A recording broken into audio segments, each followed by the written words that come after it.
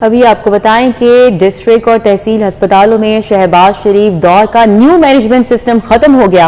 Admin, human resource, quality insurance अफसर समेत दीगर मुलाजमीन फारिग कर दिए गए। इस हवाले से मजीद अपडेट कर रहे हैं senior health reporter Zahid Chaudhary हमारे साथ है। जी जाहिद चौधरी, आगाह कीजिएगा।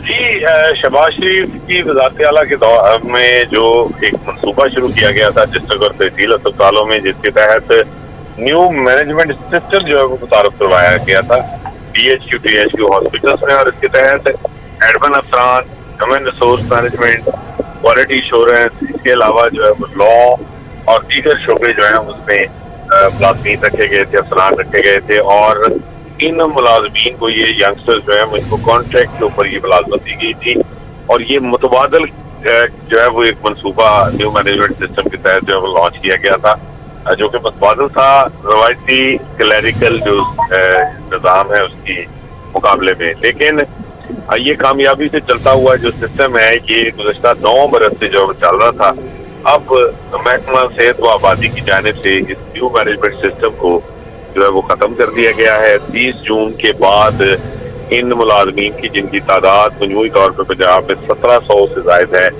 इनका अब कॉन्ट्रैक्ट जो है उसमें मजीद तोसील नहीं की गई। ज़राए का ये कहना है कि महकमा सेहत व आबादी ने ये वाजे कर दिया है कि ये मुलाजमीन जो है वो इनका कॉन्ट्रैक्ट जो है वो उसको अब एक्सटेंड नहीं किया जाएगा, और शहबाज शरीफ दौर में डिस्ट्रिक्ट और तहसील अस्पतालों में मुतारफ करवाया गया ये न्यू मैनेजमेंट सिस्टम जो है वो अब खत्म हो गया है। बहुत शुक्रिया, हमारे साथ जाहिद चौधरी थे, आगाह कर रहे थे। पंजाब में ब्यूरोक्रेसी अब इजलास में शमूलियत के पैसे भी लेगी। फोरेंसिक साइंस अथॉरिटी बोर्ड के इजलास मुआवजों की मंजूरी के लिए हुकूमत को समरी अरसाल कर दी गई है। महकमा दाखिला ने PFSA बोर्ड मेंबरान के मुआवजों की समरी काबीना को इरसाल कर दी है। PFSA मेंबरान के मुआवजों का केस हतमी मंजूरी के मरहले में दाखिल। वाइस चेयरपर्सन और टेक्निकल मेंबरान के लिए फी इजलास 60,000 रुपए मुआवजा तजवीज़ किया गया। ओहदा जाती मेंबरान के लिए फी इजलास 40,000 रुपए मुआवजे की सिफारिश की गई। PFSA के इजलास मुआवजा Punjab agriculture, food and drug authority के मसावी रखने की तजवीज़ दी गई। फाइनेंस डिपार्टमेंट ने मौजूदा बजट से अखराजात पूरे करने की शर्त के साथ तजवीज़ की तौसीक कर दी। PFSA इजलास फीस अथॉरिटी के मौजूदा बजट से अदा की जाएगी। काबीना की मंजूरी के बाद PFSA बोर्ड मेंबरान के नए इजलास मुआवजे नाफिज होंगे। तो आपको आगाह कर रहे हैं, पंजाब में ब्यूरोक्रेसी अब इजलास में शमूलियत के पैसे भी लेगी। फोरेंसिक साइंस अथॉरिटी बोर्ड के इजलास मुआवजों की मंजूरी के लिए हुकूमत को समरी इरसाल कर दी गई है। महकमा दाखिला ने PFSA बोर्ड मेंबरान के मुआवजों की समरी काबीना को इरसाल कर दी है। PFSA मेंबरान के मुआवजों का केस हतमी मंजूरी के मरहले में दाखिल हो चुका है। वाइस चेयरपर्सन और टेक्निकल मेंबरान के लिए फी इजलास 60,000 रुपए मुआवजा तजवीज़ किया गया है। ओहदा जाती मेंबरान के लिए फी इजलास 40,000 रुपए मुआवजे की सिफारिश की गई है।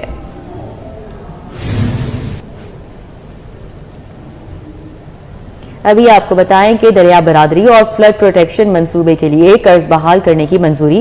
पंजाब हुकूमत ने कर्जा फंड्स की बहाली और इजरा की मंजूरी दी है। सैलाब से बचाव के मंसूबों के लिए माली रुकावटें दूर और कर्जा फंड्स के इजरा की राह हमवार हो गई है। दरियाओं के फास्ती बंद हो और फ्लड प्रोटेक्शन मंसूबों पर काम तेज किया जाएगा।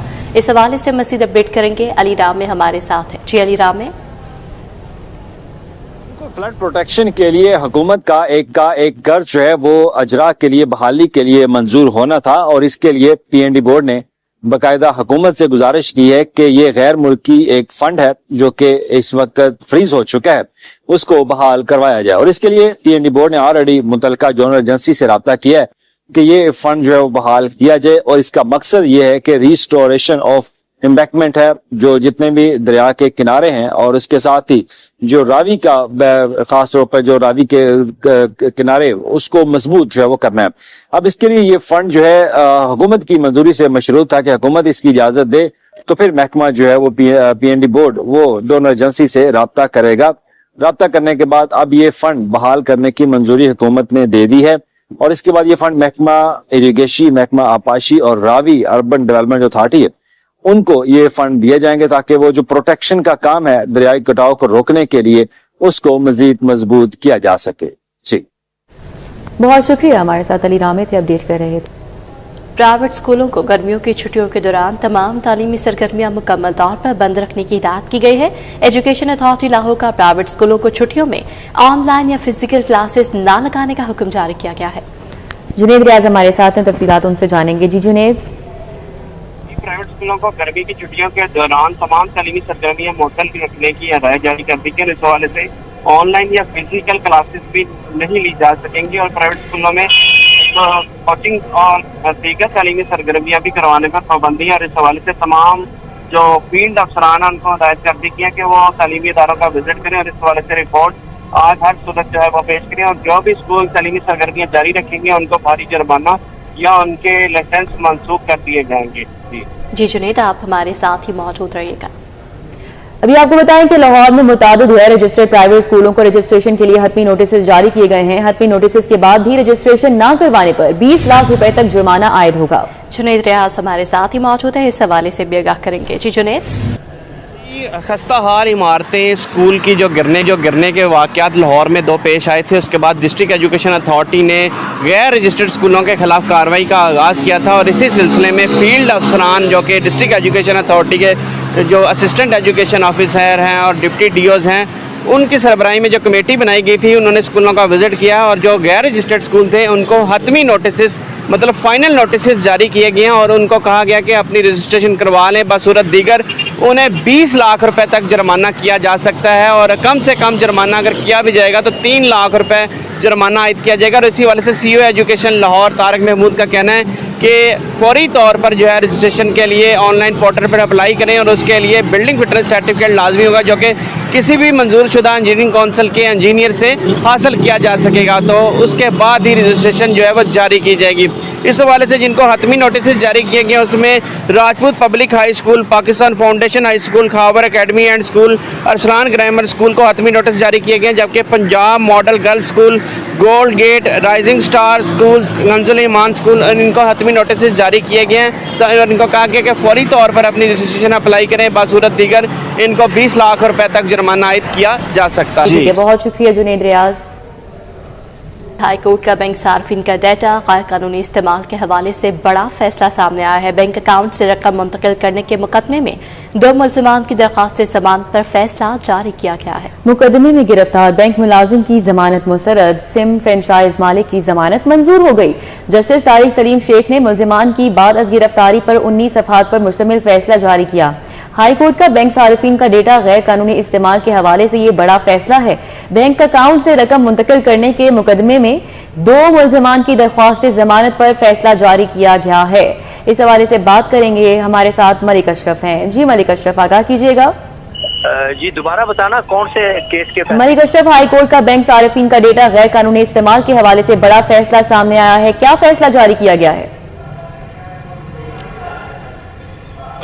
जी बिल्कुल, ये लाहौर हाई कोर्ट ने एक इंतहाई अहम फैसला जारी किया है जो कि बैंक फ्रॉड के मुताबिक है। और लाहौर हाई कोर्ट के जस्टिस तारिक सलीम शेख ने मुलजमान की बाद गिरफ्तारी पर 19 बात का ये फैसला जारी किया है और अदालत जारी समझ के जरिए बैंक अकाउंट से रकम मुंतकिल करने के मुकदमे में 2 मुलजमान की दरख्वास्त जमानतों पर यह फैसला जारी किया है। और इस फैसले में करार दिया है कि बैंक सार्फिन का खुफिया डाटा भी कानून की नज़र में जायदाद है। और ये भी इसमें कहा गया है कि बैंक मुलाजिम अगर अपने इख्तियारात का नाजायज इस्तेमाल करे तो इस पर फौजदारी बदयांती की दफात लागू हो सकती हैं। मज़ीद इसमें यह भी कहा गया है कि जदीद बैंकारी में कस्टमर जो है वो डाटा तक रसाई दरअसल सास के माली मामला मफादात तक रसाई है। और इसमें यह भी कहा गया है कि साइबर बैंक फ्रॉड में हर मुलजम का किरदार अलग अलग शवाब से साबित करना जरूरी है। इस फैसले में यह भी कहा गया है कि बैंक मुलाजिम मोहम्मद के खिलाफ वादी नजर में काफी शवाहद मौजूद हैं जिस पर उसकी जमानत खारिज की जाती है। और मुलजम ने मोहम्मद आतिफ की दरख्वास्त जमानत मुसर की और अदालत ने मुलजमान पर PTA के दरख्वास्त पर NCCI ने मुकदमा दर्ज कर रखा है जिससे अदालत ने ये नहीं किया।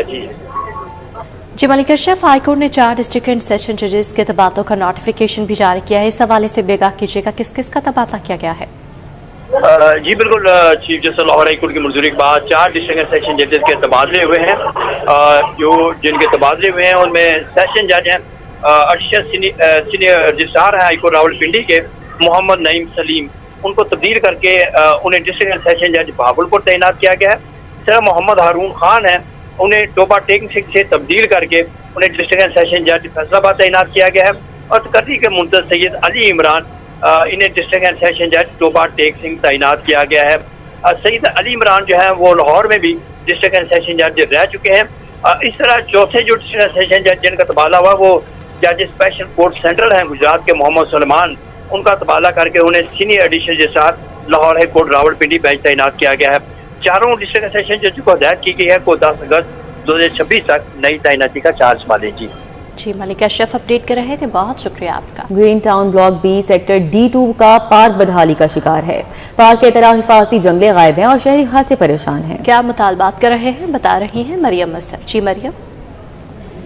बिल्कुल, मैं इस वक्त ब्लॉक बी सेक्टर D2 में मौजूद हूँ। यहाँ पर पार्क बदहाली का शिकार है। पार्क में जंगले भी गायब हो चुके हैं और यहाँ पर अगर मेरे कैमरामैन भी दिखा सके तो यहाँ पर गंदगी के ढेर लगे हुए हैं, ईंटें बिखरी हुई हैं, बुरे हालात हैं, घास भी सूखी पड़ी है।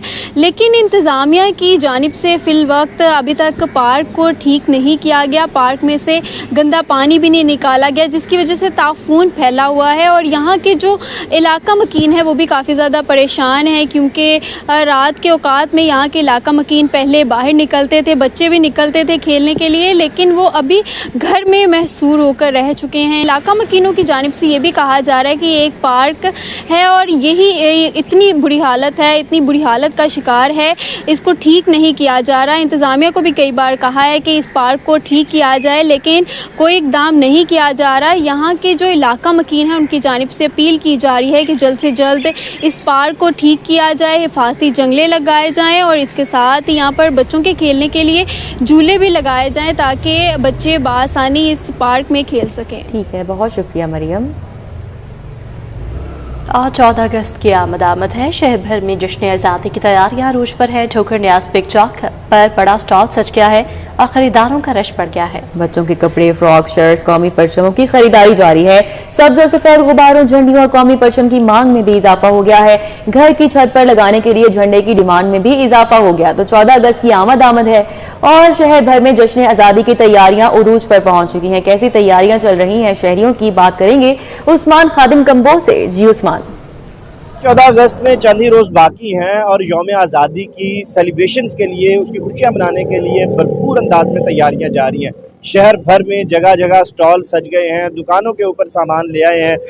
जो दुकानदार हैं वो चूड़ियां बच्चियों के लिए, खातीन के लिए लाई गई हैं, बड़ी खूबसूरत सब्ज और सफ़ेद रंग की।